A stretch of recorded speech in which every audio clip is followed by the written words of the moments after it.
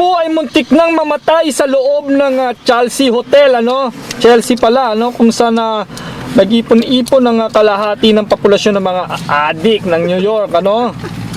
Mahigit Muntik kalahati. pa tayong matetano sa susi. Muntik ano? matetano sa Susi pa lang yun. Paano kung sinaksak mo na yung susi sa pinto? May pinto? Oo! May pinto rin pala, mga puta!